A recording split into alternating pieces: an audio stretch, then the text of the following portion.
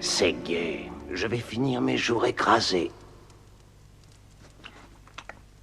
Merci bien.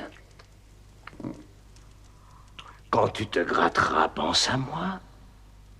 À peine étais-je devenu puce que le mendiant partit m'emmenant avec lui. Pauvre de moi, le matin tout béat de joie et à midi une simple puce. Voilà qui augurait plutôt mal de la soirée à venir. Et si je ne trouvais pas mon histoire, je serais bouilli dans l'huile. On perçoit la vie autrement quand on est une puce.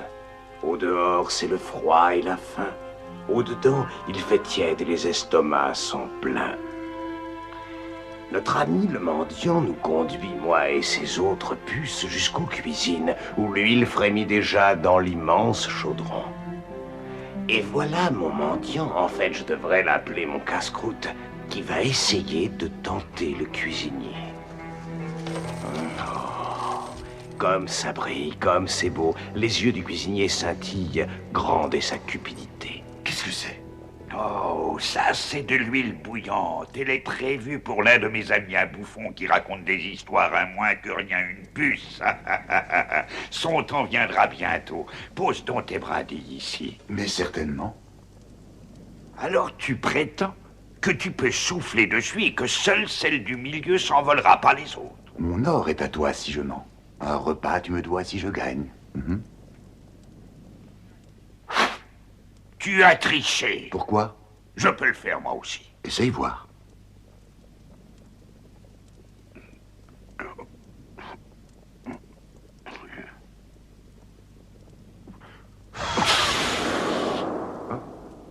Mes deux doigts. Ce n'est pas si facile.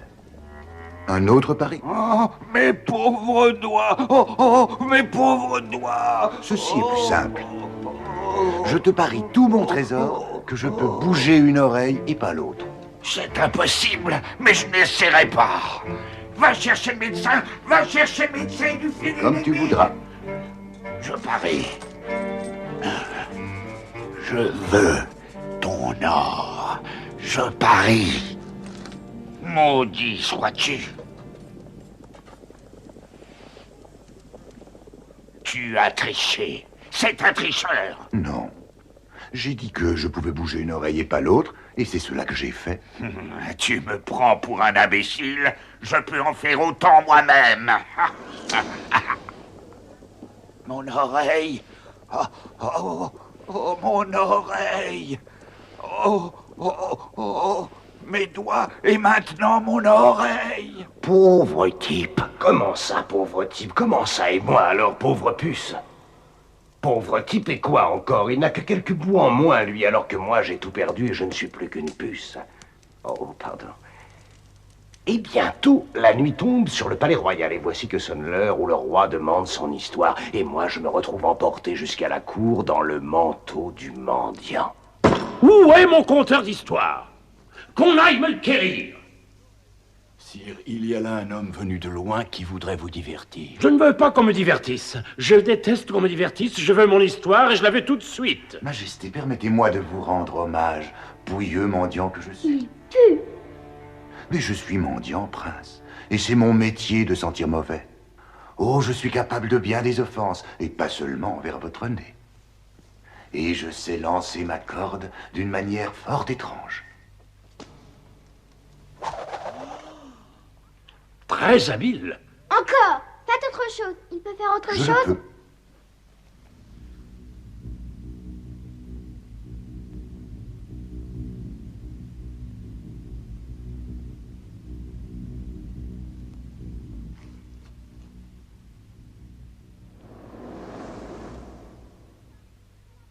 Où a-t-elle disparu? Je la veux. Où est-elle passée? Le prince veut la balle, messire, obéissez. Elle est au sommet de la corde. Puis-je aller la chercher? Il ne sait pas grimper à la corde. Rien de plus facile.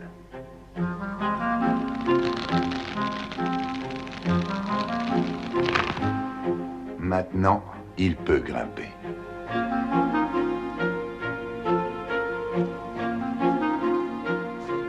Sois prudent.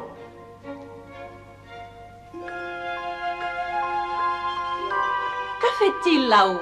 Descends maintenant. Descends maintenant.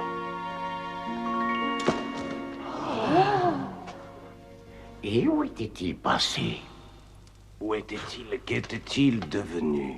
Tous regardaient, tous se lamentaient, mais le prince avait disparu. Le mendiant gratte sa barbe, hausse les épaules, et soudain un objet brillant tombe du ciel. La balle.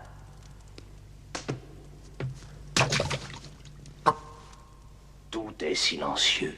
Rien. Et puis un balbutiement, des chuchotements, des murmures, des coups d'œil et l'indignation, des grognements couverts par le terrible hurlement du roi. Dans l'huile!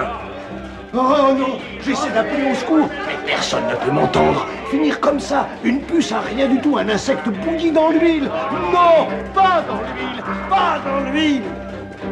Te voilà, vagabond. Approche un peu, c'est terriblement chaud. Viens, dans l'huile qui bouillonne. Et dedans.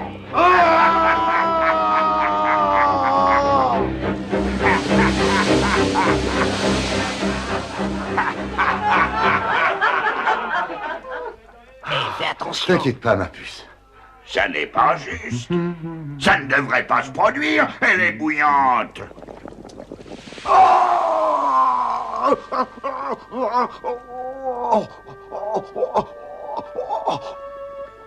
Mais les voilà, mes doigts. Les revoilà. Oh, voilà mes doigts, les revoilà. Voilà mon oreille. C'est mon oreille. Mon oreille est revenue. Où est la balle? Qu'avez-vous fait de la balle? Rendez-la moi. Regardez. La cour entière s'émerveilla, mais qui pourrait s'en étonner? Parce que ni vu ni connu, qu'était-il devenu? Le mendiant avait disparu. Mais et toi, qu'étais-tu devenu? Où étais-tu passé? Où étais-je? Oui, c'est vrai, je n'étais plus une puce, je n'étais plus rien. Je flottais au-dessus du palais, j'étais un courant d'air, un élément, rien de plus. Et puis tout à coup, je suis tombé à toute vitesse vers le sol, et le sol montait à toute vitesse à ma rencontre, et... J'ai sûrement fait un rêve. Rien de tout ça n'est arrivé. Sa Majesté réclame son histoire. Oui. Qu'en dis-tu? J'y vais.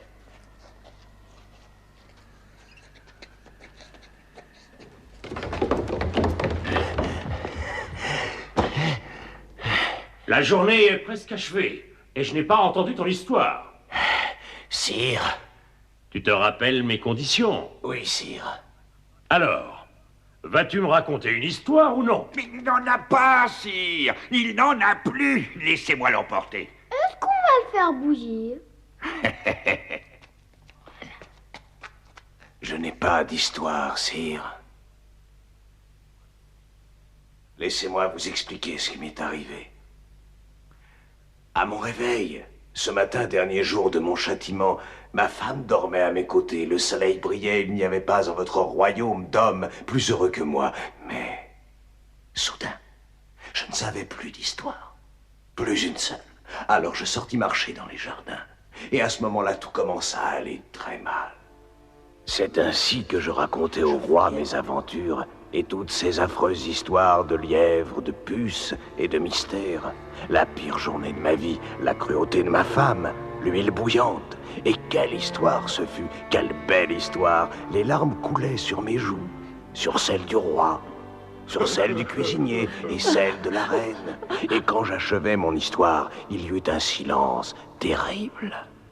Voilà, Majesté, je n'ai pas d'histoire à raconter. Mais monstre, c'est une merveille ton histoire. Une merveille.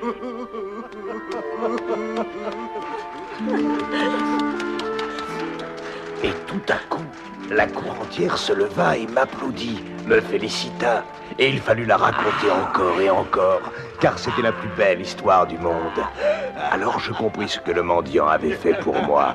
Il m'avait offert une histoire. Il m'en manquait une. Et lui me l'avait donnée. Et alors? Et ta femme? Oh, elle était envoûtée par le mendiant. Oh, c'est bien ce que je pensais. Sinon, ça aurait été bien cruel d'embrasser le mendiant et de te transformer en puce. Elle était ensorcelée, c'est évident. Et elle l'est encore, je suppose. Elle était tellement séduite par sa magie qu'elle est partie à sa recherche. Je ne l'ai plus jamais revue. Quant au cuisinier, il jeta son huile et il garda mon caillou.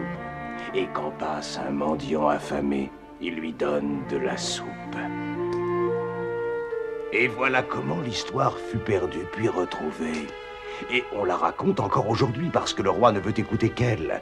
Seulement, on a changé la fin. La femme revient auprès de son mari, le conteur, et le conteur devient roi, tu sais bien, comme dans les belles histoires.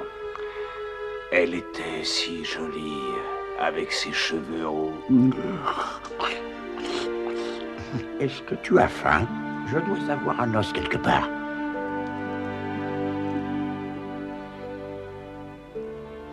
Que veux-tu que j'en fasse? On peut en faire une soupe. Essayons toujours.